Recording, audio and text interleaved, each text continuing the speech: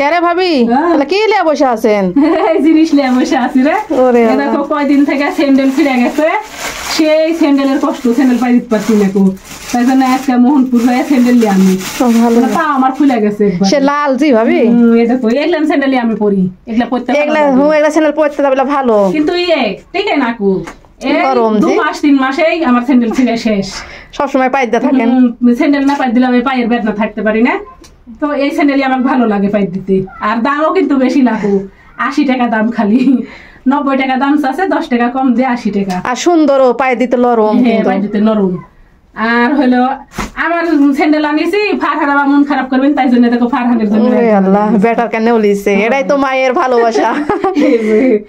আর TV আবার কয়েকদিন থেকে আনি ইয়া হচ্ছে, মানে রিমোট ভাঙে গেছে, টিভি দেখা হচ্ছে না কো, টিপা টিপা টিভি দেখছে, মানে যেটুক টিভি ভালো আছে দেখতে, ওভাবে যদি রিমোট না ছাড়া যদি টিভি দেখি তাহলে তো নষ্ট হয়ে যাবে, তাই জন্য দেখো একটা রিমোট ওলি আনিছি। ভালো হলো ভাই, টিভি দেখা ভালো হবে। আর আমি আবার কোনো জায়গায় গেলে খাওয়ার জিনিস লিয়ে আনি ফারানের জন্য, মানে খাওয়ার জিনিস না আনলে আবার মন খারাপ করে থাকে, তো খাওয়ার জিনিসটা দেখানো নেই। আর আমি কোনো জায়গায় গেলে খাওয়ার জিনিস আনি, আমি হলো হয় পুরি না হলে সমোসা, এই দুটোর একটা। সালপা লোকলাই পছন্দ করে, হয় আমার পুরি ভালো লাগে, আমি যে জায়গায় যাই আমি পুরি লিয়ে আনি বেশি।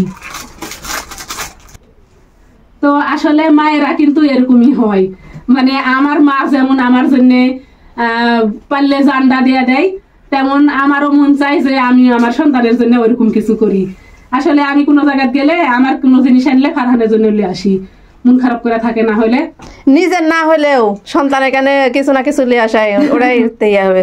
সালপালে 2 টাকার দামে জিনিস এনে দাও ভাবি, তাও কিন্তু মনটা খুশি হবে, আর না আনলে কিন্তু সালপালের মুখ খুবই মানে আমার যে ওর যদি না লাগে, ওর স্যান্ডেল কিন্তু ছিঁড়ে নি, তারপরে আমি লিয়ে আনিছি, যে আমার স্যান্ডেল দেখলে বলবে কি আমার কো, তাই বলবে, ওই জন্য লিয়ে আনিছি। তো আমার এই স্যান্ডেল জোড়া 2 জোড়াই কেমন আছে অবশ্যই জানাবেন সবাই। অল্প দামে কিনেছি, গরিব মানুষ অল্প দামে কিনেছি, আমি অত বেশি টাকা দামের জিনিস পরি না কো।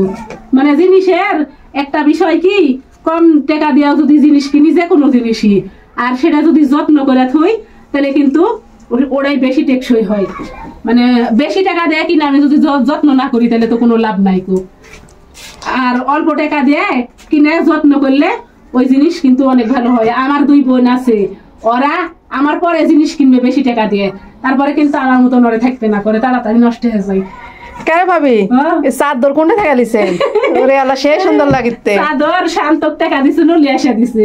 শান্ত চয়েস বিলা কথা, সে সুন্দর লাগিতে, লালের বুট ফুইটা উঠেছে একবারে। ওই যে জিনিস লিয়ে আসে সেই জিনিসে আর কোনো কথা কওয়া লাগে না কো, একবারে সেই মানানসই। তো সবাই আমার এই যে স্যান্ডেল কেমন হচ্ছে জানাবেন, আর সবাই আমার পাশে থাকবেন, সবাই ভালো থাকবেন, সুস্থ থাকবেন, আর আমার এর জন্য মন থেকে দোয়া করবেন। আল্লাহ হাফেজ সবাইকে।